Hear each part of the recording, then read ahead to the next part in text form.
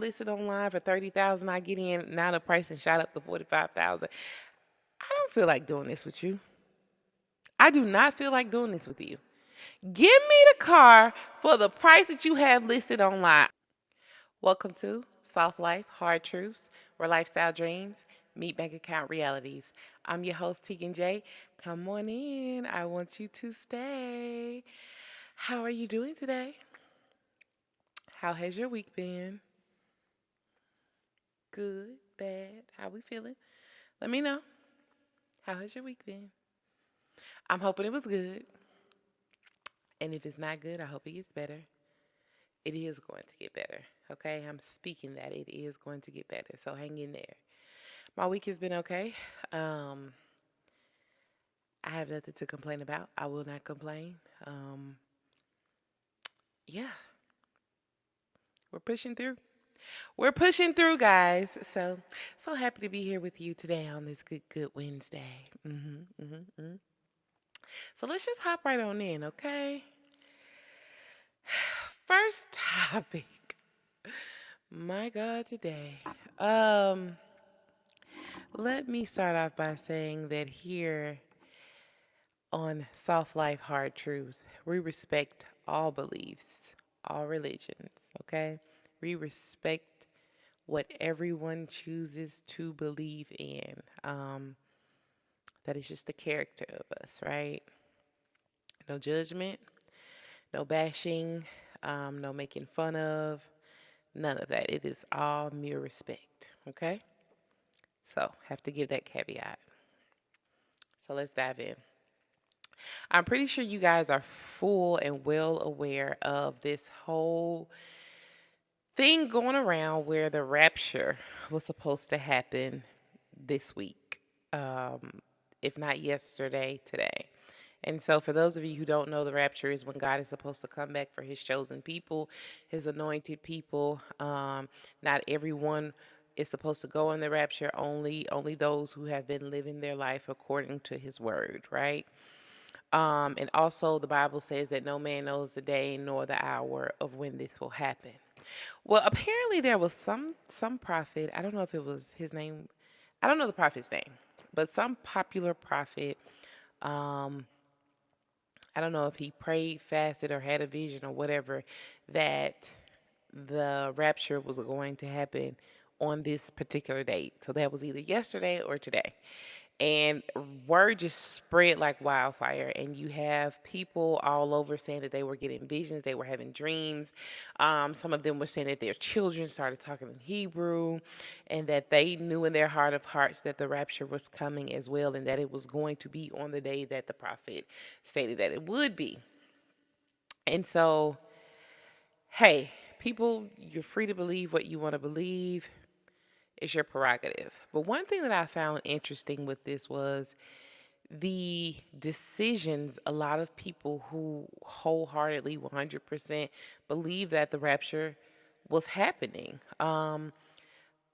I don't know if you guys are aware, but a lot of people chose to sell their homes, sell their cars, give away their possessions. I've even seen videos where some Uber drivers were talking about they had just given someone a lift. And that person said, "Hey, take these funds. I won't need them. I'm leaving here tomorrow." So they got like, I know it was well over $1,000 that they were given. So people were giving away their money. People were signing off the deeds to their homes, giving away their prized possessions, their cars, because they would not need it because they knew in their heart of hearts that the rapture was indeed coming. And not only that, I even heard about some people turning over their pets to other people or not giving their pets the type of care they needed because, hey, we're leaving here anyways. Um, and some people were even trying to turn the children over to CPS.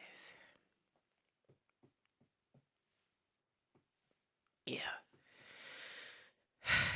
Um, very interesting. Very interesting. My heart goes out to these people because we're past the time frame when the rapture was supposed to happen, and it did not happen. And so my mindset goes to, what are these people going to do now?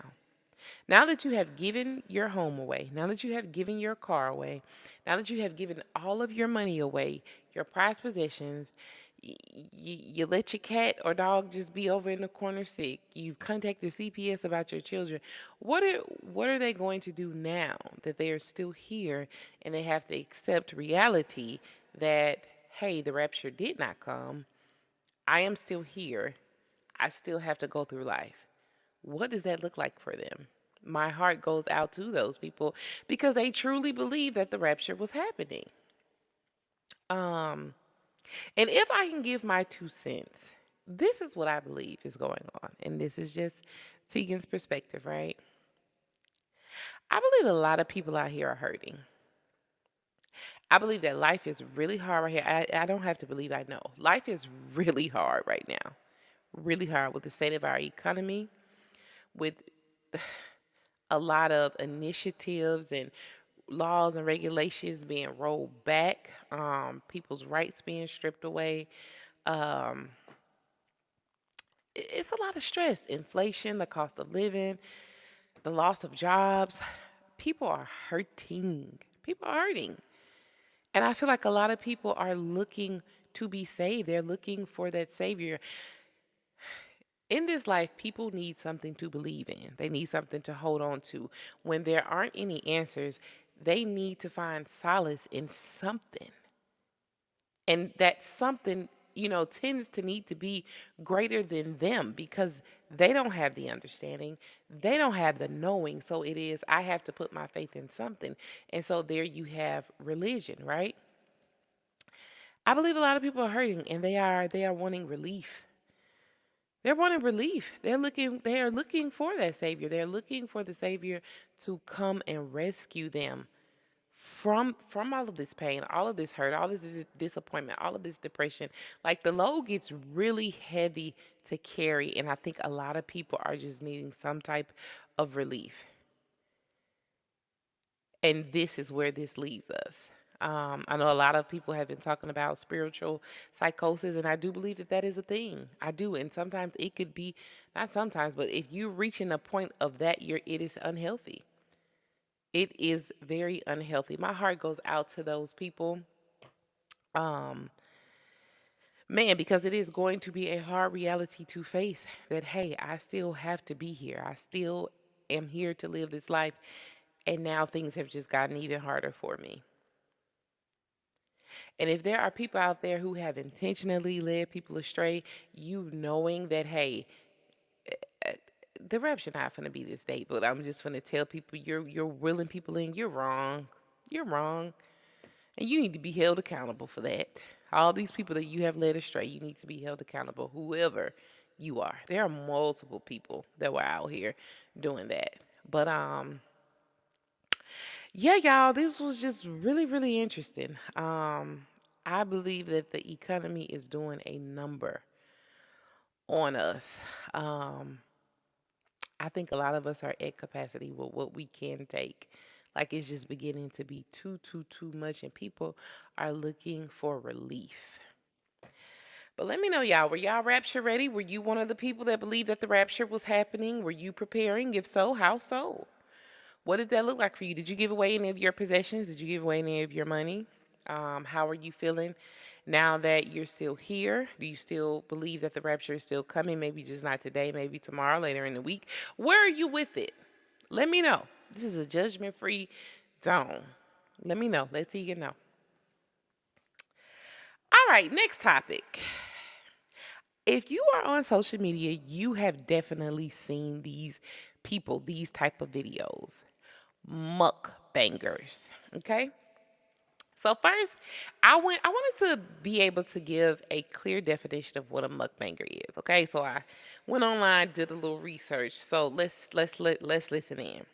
A mukbanger is a person who creates and shares videos, usually on platforms like YouTube, TikTok, or live streaming sites, where they eat large quantities of food while interacting with their audience. The term comes from the Korean word mukbang, or is it mukbang? either mukbang or mukbang, which is a combination of mukja, meaning let's eat, and bang song, meaning broadcast. Okay, so let's eat broadcast. Okay, makes sense. Makes sense.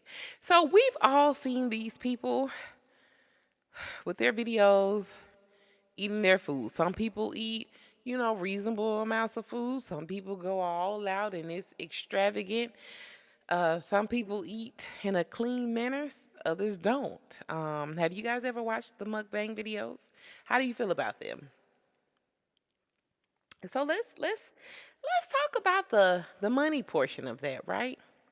I was just curious to know how much do these mukbangers be spending when they're eating this food? And so from my research, on average, it can range anywhere from $10 to $200 per meal. That's per meal. And so if you're doing multiple mukbangs a week, like that could easily, you're spending hundreds, if not in the thousands, for food, which can add up real quick. Um, and so then it got me to thinking, well, what does the income look like? And so it was hard to find a range for the income of mukbangers because it's like you have a lot of people that are just starting out. So of course their range will be really really low versus people with a large audience, that has millions of viewers. I remember back in the day there was a mukbanger named, I think her name was B Love, and she would eat like seafood. She would have like the huge the jumbo like crab legs and stuff. So that is costing a lot. I know she could easily spend up to $500-600 on one meal because she had the super super large like crab legs and stuff. And so that got me to thinking, like, okay, well, what does their income look like? And from my research, mukbangers, depending on how large their audience is, they can make up to like 10K a month, and even more than that if they have millions of viewers like Beloved did. So, is it worth it? Is it worth it? Is it worth it to sit in front of a camera, let people watch you eat, and let's just say you're spending $50 a meal, but at the end of the month you're making about 10K? Would you say that's worth it? And so I was thinking, I'm like, because sitting in front of a camera and eating is easy, right? It's not a lot to it. You eat your food, you might have a conversation with the people. It's not much to it, right? But then I was thinking like, but what about the other risk, right? The other negatives to the mukbanging. And so those are, of course, you're putting your health at risk. I know you guys have seen some of these mukbangers that start off, they're slim and they look normal, and then as time goes by, you see them gain a little weight here and there. They gain a little weight here and there. Next thing you know, they're ballooning, and they didn't gain 200 pounds. We've seen people do that. Mukbangers do that. And so when you are eating these meals like this, especially these extravagant meals, a lot of times people are going for like the fattiest, the biggest, the richest, like meals. Of course, there is a risk of health issues, right? You gaining weight, high blood pressure. I know a lot of takeout food is super, super high in sodium. So you're running the risk of, gaining weight, having high blood pressure. And then you have the rising food costs on top of that, right? So whereas when you first started making videos, you could do one meal for about $25. But as the cost of food increases, inflation, now that meal is $45. Now it's eating into your profit. So is it still worth it as much as it was in the beginning? And then another thing you have to consider is public criticism. Man, people on the internet will drag you and read you for filth, especially when it comes to appearance. Especially when it comes to appearance. I will tell y'all this, on my TikTok page, I made a video and I was just simply asking. It was just a conversation starter. I like to do a lot of conversation starters on TikTok, and I posted a TikTok saying, "Hey, have you ever noticed um, a lot of payday loan places in certain areas? Um, isn't that interesting?" When I tell you guys, those people online, a lot of them read me for filth. They told me I was stupid, I was uneducated, I was dumb, I was broke, and that I'm never gonna have anything. I'm just the worst person on earth. They don't even know why I'm living right now, because I asked that question. I'll never have anything, and that I'm gonna keep taking out payday loans, because I'm just stupid, and that it doesn't take a rocket scientist to figure out why that is. And so I was just remember like, man, that was my first experience of people can be cruel, unprovoked on this internet. That was simply a conversation starter. Never in my life have I done a payday loan. I'm educated on that process, why it's there, the research behind it. It was simply a conversation starter around finances, right? I'm highly educated. I have multiple degrees.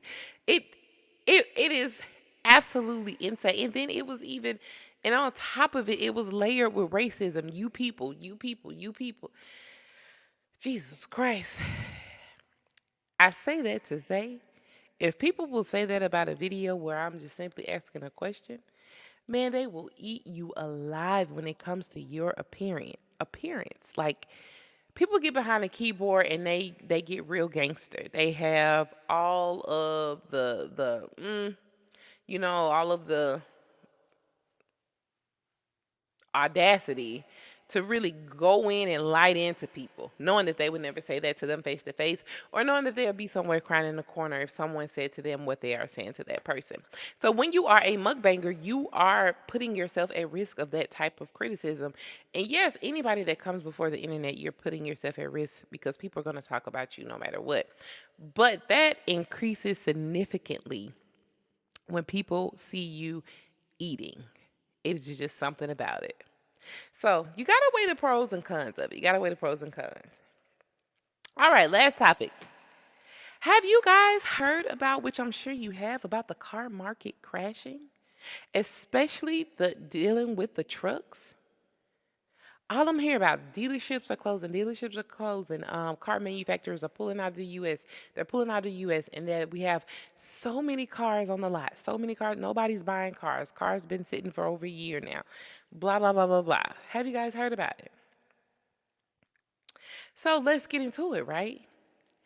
The the market is crashing because you have more inventory than you have buyers. And so if we think about it, why is that? One, these cars are always overpriced. They are always overpriced. Two, interest rates are high. Interest rates are insane right now. Three, the economy is doing bad.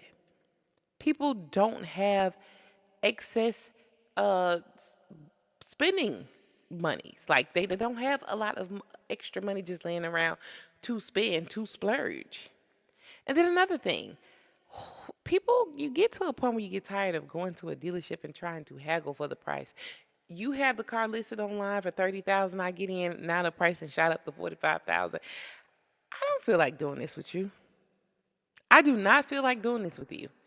Give me the car for the price that you have listed online. I don't want to hear about no dealer fees.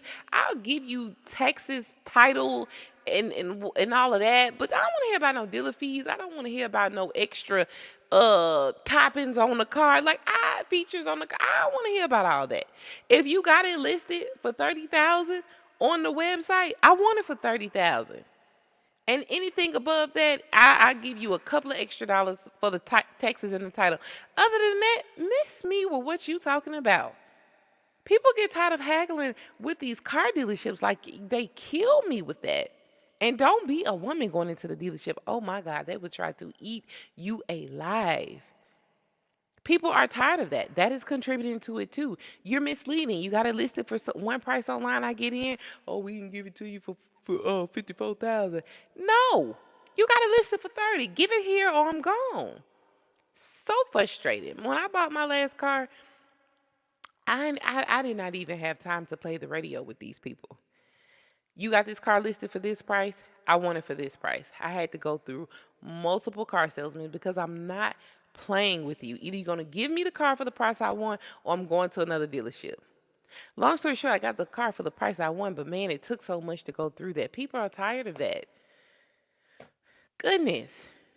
Everything is greed, like just trying to suck every dollar out of you that can. So it's no surprise that the car industry is declining. Fix the prices on these cars. Make them affordable. Why is a truck over $100,000? Why? Help me understand because I don't. Yes, the inventory will continue to sit. Yes, it will. Yeah, yeah, it will. Let me know what you think in the comments. Let me know how y'all feel about it. Let me know. All right, time for the finance column. So, really quick, let's just talk about it. My advice to you guys this week will be to decrease your maintenance by implementing DIY things. And so, what that looks like, right? If you can save money doing your hair, do your hair. If you don't know how to do your hair, hop on YouTube and learn how to do your hair. Or maybe invest a couple of dollars into a hair doing class or something where you can learn and therefore you can do your hair moving forward. Instead of going to the nail shop, which they are ridiculous, I rarely go. Do your nails yourself. Gel X is the thing now. Press-ons are the thing now, and I've been doing those for years before it even became popular. Do it yourself. Lashes, do it yourself. Haircuts, all you need is a mirror, sir. Practice on that lineup. You got this. Save that money. Save that money. Save the money. If you can do something yourself, now is the time to start trying.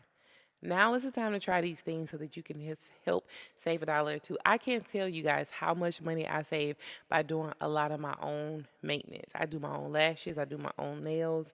Every now and then I might do my own hair, but I save a ton of money. A ton of money. So I would say figure out ways that you can DIY and save yourself on your maintenance, your upkeep.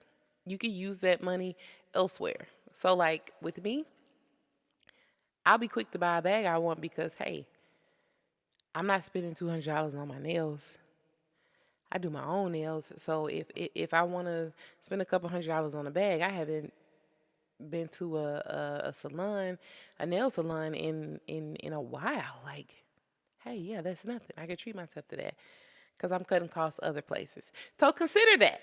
Just give it a try. Even if you feel like you can't do something, just try it out, okay? Don't count yourself out because if you try, you'll get better and you can stop paying people for those services. Just my opinion. All right, Hard Truth Hotline. Teigen, my friend asked to borrow $500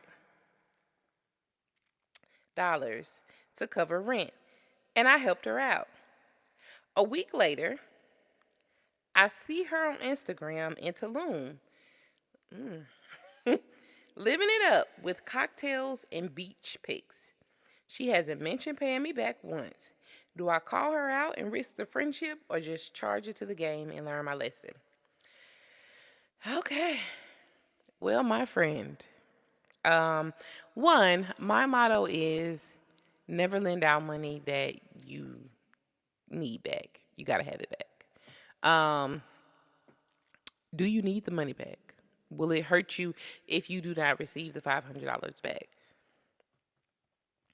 Is the principle of her not paying you back worth ending the friendship over? Because if not, I don't think you should end the friendship. Now, what I do believe is you can bring it up. If that's your friend, have that conversation with her. In friendships, the conversations are not going to be easy conversations a lot of the times. Like sometimes we have to have tough conversations with our friends where it may make us uncomfortable, it may make them uncomfortable. But we have to have tough conversations sometimes, and this may be a tough conversation. Hey, girl, I saw you were in Tulum. You owe me $500. What's up with that? Okay, when are you gonna be able to pay me back? Okay, boom. And I would ask for a date, and I would ask for hey, when are you gonna pay me back if you needed the money back? Um, and if that date comes and you don't get your money back, if you can afford to eat it, I would eat it. But moving forward, you would not be able to get any more money from me. When it comes to this friendship, money is out of bounds. So I can't lend you anything. I can't buy you anything. We will not be exchanging monies, none whatsoever. I will not front you for a trip. We won't do none of that because you didn't respect me enough to pay me back when I asked you to or when you said that you would. And the fact that I had to come talk to you about my money is another issue. So I would keep the friendship because I don't believe money is enough to ruin friendships unless it's just like a large amount. I'm talking thousands and thousands of dollars, tens and twenties, thirties, 40s, 50,000. Now there's different because I'm gonna need that.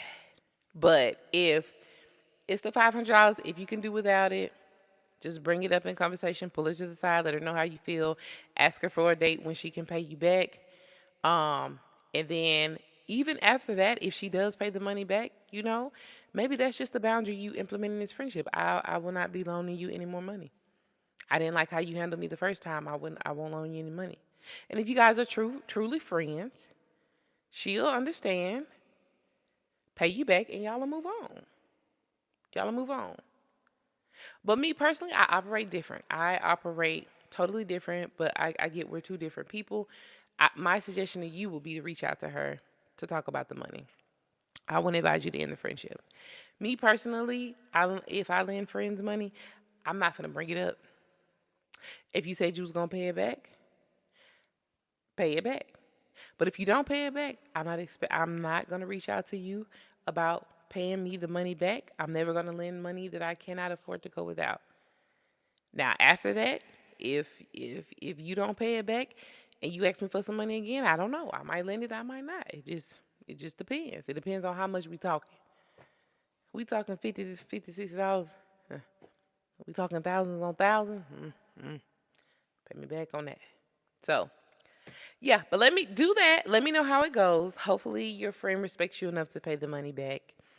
Hopefully it's all just a misunderstanding. Because one thing I could never understand is how people can get a loan from others, go off and do other things knowing that you owe people money, and now the person has to come looking for you for their money. I don't think that's right. I think it's disrespectful and it's distasteful. But that's just my opinion. All right, hard truth of the week. It is time. Hard truth. Comparison is the thief of all joy. Comparison is the thief of all joy. Let's talk about it really quick. Um, as humans, we tend to compare ourselves to others. It's just what we do. But when we do that, you never know somebody's real story, right? You could be wanting to start your own clothing line and you see Amy over here, her clothing line is already up and running. You guys are the same age, and now you're feeling some type of way. Well, you didn't know behind the scenes that Amy's clothing line was funded by her rich dad or her rich mother. She didn't have to go to the bank and get a loan. She didn't have to go create a business plan and start all the way from scratch. She had someone there to help her get her dreams off the ground. So comparing yourself to Amy does you no good. Now you're unhappy, you're unmotivated, you're feeling like a failure, all because you decided to compare yourself to Amy. I know it's easier said than done, but we're all running our own race. Your biggest competition is you. Can you be more consistent than the day before? Can you work harder than you did the day before? Can you have stronger faith than you did the day before? You are your biggest competition. Don't compare yourselves to others because you're never going to win that way. You will never win. And that is the hard truth of the week. I don't make the rules. I don't make the rules. I don't make the rules, guys. I don't make the rules. All right. Thank you guys so much for tuning in. I hope you are having an amazing week. Please take a minute to like, comment, and subscribe. Still building up the family here. Um, I gotta do better with posting more and spreading the word more about the podcast. I want the community to grow. I want the subscribers to grow. So if there's anybody that you feel would enjoy the podcast, benefit from it, please share it with them. Help build this community. But in the meantime, I appreciate you steady coming back and steady watching. Um, I love you guys. This is my half a heart. Thank you so, so, so, so much for tuning in. I really appreciate it. You could have been anywhere in the world, but you decided to be here with me. And I appreciate that. I appreciate it a lot. So it is time because it's always a party whenever we link up. Always. So cheers. Here's to softer living and truths that set you free.